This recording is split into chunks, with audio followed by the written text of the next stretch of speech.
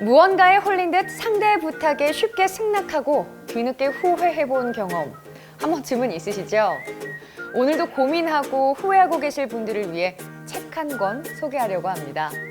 거절도 승낙도 웃는 얼굴로 가볍게 끌어내는 세상에서 가장 간단한 설득의 기술에 대해 영산대학교 이진로 교수와 함께 이야기 나눠보겠습니다.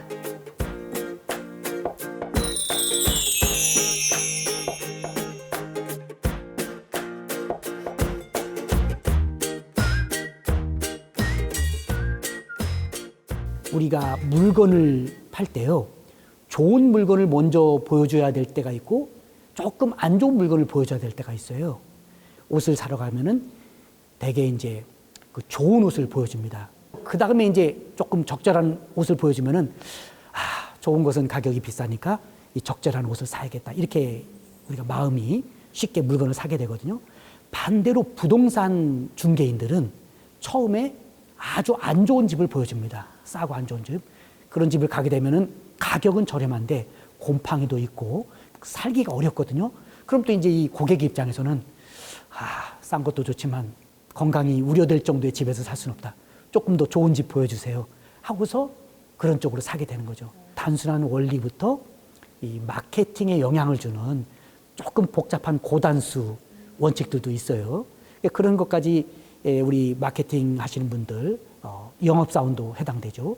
그런데 요즘에는 행정기관에 있는 분들도 시민들의 의견을 귀담아드려야 되고 시민들을 또 설득해야 됩니다. 우리 마을에 여러 시설이 들어서는데 좋아할 수도 있지만 또 안 좋아하는 경우도 있거든요.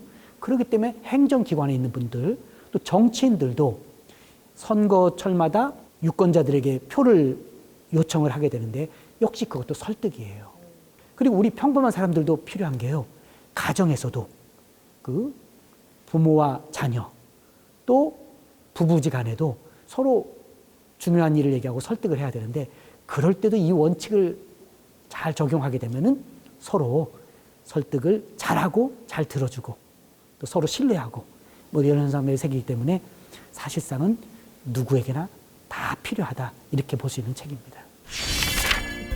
설득의 달인들은 상대로부터 네라는 응답을 끌어내기 위해 수천 가지의 기술을 동원한다고 합니다.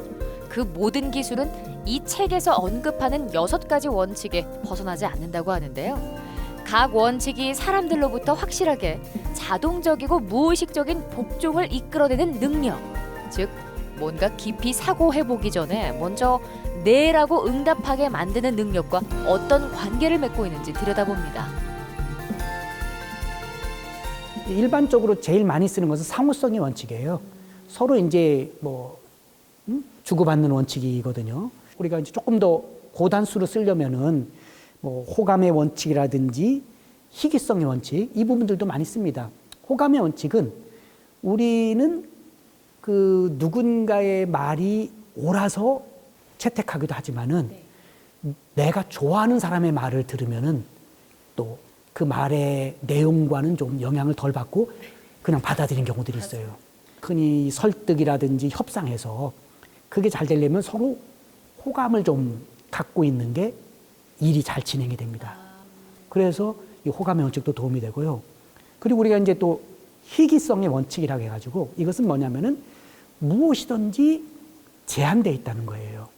마트에 가게 되면은 식품점을 들리게 되거든요. 네. 식품 코너에 들리면은 그 물건들을 파시면서 이 식료품 30분, 1시간 이렇게 시간 제한을 두고서 물건을 팔면은 사람들이 또 갑자기 몰려드는 경우가 있습니다. 그렇죠. 무제한적으로 기회를 주는 게 아니라 선택 기회를 제한을 두는 거죠. 그럼 우리가 이거는 언제 어디서나 쉽게 구할 수 있는 게 아니다.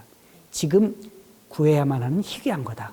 그래서 우리가 실제로 거기에 영향을 많이 받고 정말 그 마케팅 하시는 분들도 일상적으로 쓰고 있어요. 근데 이런 것들이 상당히 중요한데 특히 이 원칙이 왜 중요하냐면 내가 만나는 사람이 언제 어디서나 만날 수 있는 사람이라 생각하면은 우리 사람들의 마음이 좀 소홀해집니다. 이 물건은 또는 이 사람은 지금 이 순간 여기에서 만날 수 있고 다음에 또 만날 수 있지만 이 순간이 특히 중요하다. 이렇게 특별히 의미를 부여하면은 그 순간은 희귀해지는 거거든요. 그럼 그 상황은 보석 같은 순간과 그런 경험이 되는 거예요. 우리는 인지하지 못하고 있을 뿐 이 책에서 이야기하는 심리학의 원칙에 따라 움직이고 있습니다.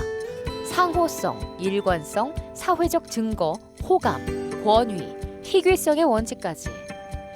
이 6가지 설득의 원칙들이 얼마나 힘이 있는지 알게 된다면 의도적으로도 활용해 볼 수 있겠죠. 누군가 우리에게 쓰는 것을 또 알아차릴 수도 있거든요.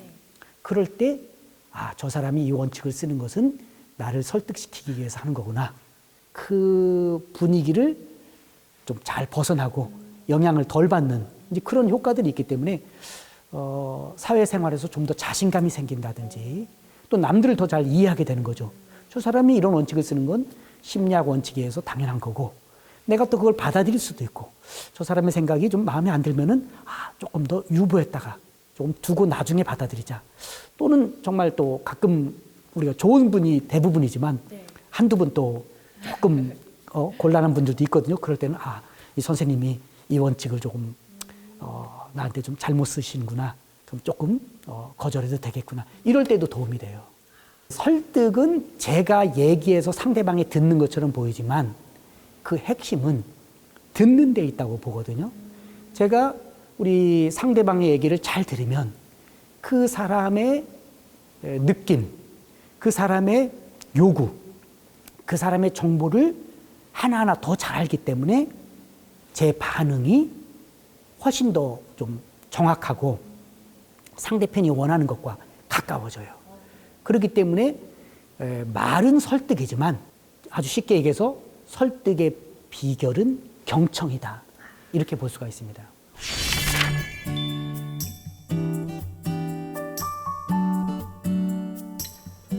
아무리 훌륭한 논리로 설득을 해도 자존심을 상하게 하면 상대의 생각은 변하지 않는다고 합니다. 상처받은 건 논리가 아니라 감정이기 때문이죠. 이 책에서 언급하고 있는 설득의 원칙들만 잘 꿰차고 있어도 직장 생활이나 중요한 협상 과정에서 현명하고 지혜롭게 말하고 행동하며 자신의 목적을 달성하는 데 도움이 될 것 같네요. 행복한 책 읽기 이하윤입니다.